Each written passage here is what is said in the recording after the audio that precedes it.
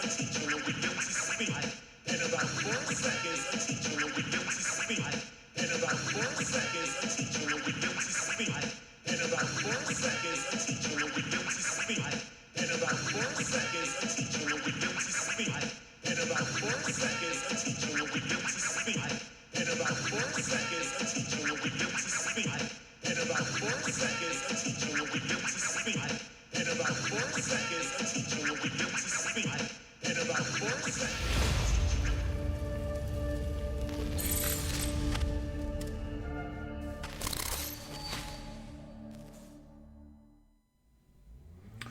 Shalom, shalom, shalom, shalom, shalom, whatever your understanding is. I greet you, I salute you.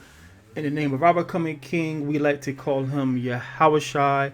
I'm your brother in arms. I'm your soldier in arms. Tazabah Ban Yashar Allah. I pray all is well with you. Coming to you today with the first DCD short series. DCD is Destroying Christian Dogma. First and foremost, I want to thank that great introduction by KRS-One. His name is Knowledge Reigns Supreme, only nearly everyone. And all praise to the great I am for that brother.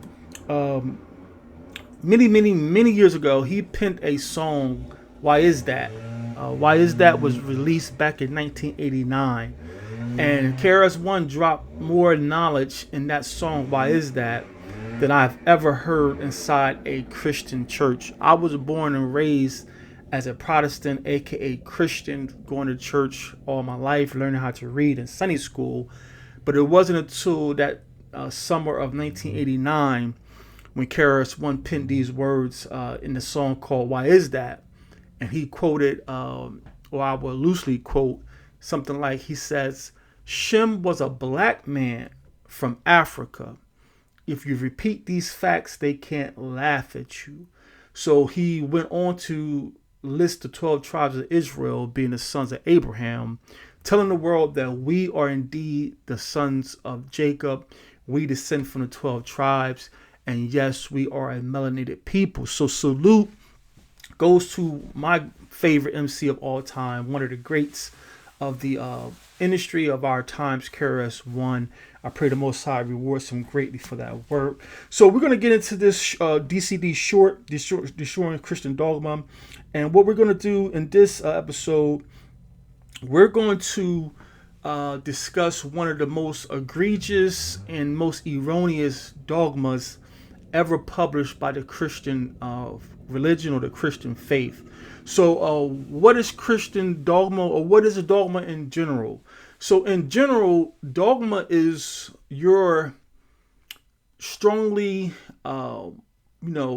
your strongly held beliefs. And it doesn't always have to be about religion. Like many of us who grew up back in the 70s and 80s, one of our most favorite drinks was Kool-Aid. And you could get in literal fist fights over Kool-Aid because the way your mom made it was the only correct way. But then your partner, your best friend, says no, the way his mom made it was the correct way. So we were dogmatic about the process of making Kool-Aid. Do you pour the powder in first, then the sugar, and then the water last? Or do you pour the water first, the sugar next, and then the powder last?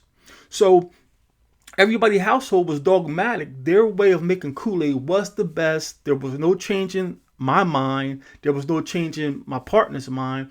We were dogmatic about Kool-Aid. So being dogmatic is not just, limited to religion. But when we talk about Christian dogma, what is Christian dogma? So let's get into this. It shouldn't take that long.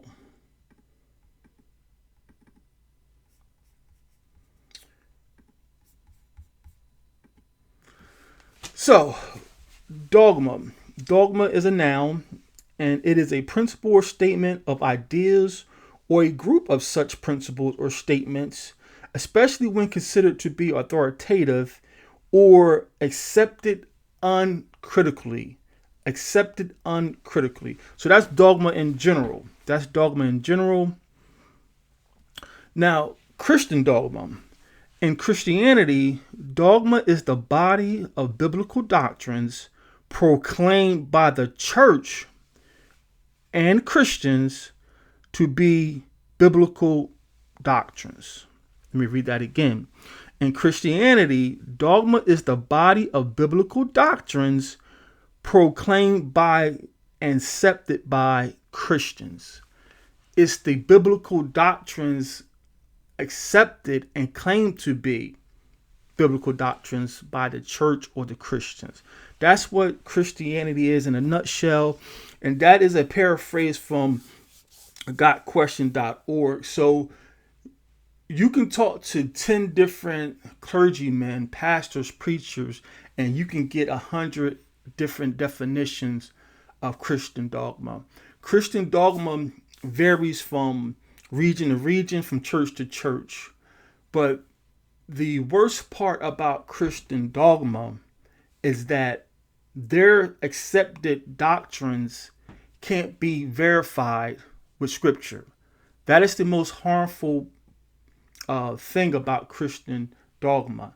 Their dogma, their practices, their belief systems cannot be supported with any text of the Bible. So that's what we're here to do, to show you that the Christian dogma is being practiced inside the church cannot be found in scripture. And that's why it is my mission to destroy Christian dogma. So one of the most egregious and erroneous dogmas there is that there is a New Testament. When we get to a certain point of that book called the Bible, without any announcements, without any confirmation, we now transition into what they call the New Testament. And during my, I don't know how long it is, but during my years of study, I'm still studying, I'm still learning, I'm still growing. I cannot find any concrete, explicit witnesses that we have started a New Testament. I cannot find any concrete, explicit witnesses by the authors or the men even practicing that faith system during the time of the first century. We can't find any confirmation of a New Testament. So let's get into this. It's not going to take that long. So the first witness is coming from the words of our King. We call him Yahawashai. This is Matthew chapter 5, verses 19. He says, "Whosoever therefore shall break one of these least commandments and shall teach men to do so, he shall be called least in the kingdom. But whosoever shall teach them, the same shall be called great in the kingdom." So this is a quote from Messiah, and it is in red. And Messiah is saying that who's ever breaking the smallest one and teaching men that they can break them, they're going to be called least in the kingdom. But the man or the person who is actually performing them and teaching them, he should be called great in the kingdom. So that's just one witness that the Messiah and his apostles were not living by a New Testament. Next we have Apostle Paul. We call him Shawal. This is Romans 3:31. Do we then make void the law through faith? Yah forbid. We establish the law. We establish the law. So having faith in Hamashiach, having faith that that man who appeared was the Son and he is our coming King, having faith that he did offer up his body and bleed for us, it does not negate the law or the covenant of Sinai. That is the words of Apostle Paul. Another, this is a quote from Messiah's brother. This is Acts chapter 15, verse 21. Acts 15 and 21. For Moses of old time have him in every city, them that preach him, being read in the synagogues every Shabbat day. This is James or Yahweh, Messiah's brother, and he's telling them that Moses is still being read every Shabbat day in the synagogues. So those who are newly coming back in, they will eventually catch up. That's what James is telling these Pharisees. Moses is still being taught, and he's being taught every Shabbat day. So this is a 2-for-1. They're still teaching Moses, and this is the book of Acts, and they're still keeping the Most High's Day of Covenant, the Shabbat day. They're not practicing Sunday worship or Sunday gathering. So these are two witnesses that our apostles, our Messiah, they never believed they were living by a New Testament. They never believed they were living under a new covenant. Never. Next one. So if we can't find in scripture where the apostles and Messiah is starting a new covenant, where the writers themselves are not declaring a new covenant, when did the Israelites start a new covenant? When did the Israelites start a new covenant? So this is just part 1 of DCD Shorts. I pray someone was edified. Pray the Most High be with you. Y'all willing, we'll be back shortly with episode 2 of DCD Shorts, Destroying Christian Dogma.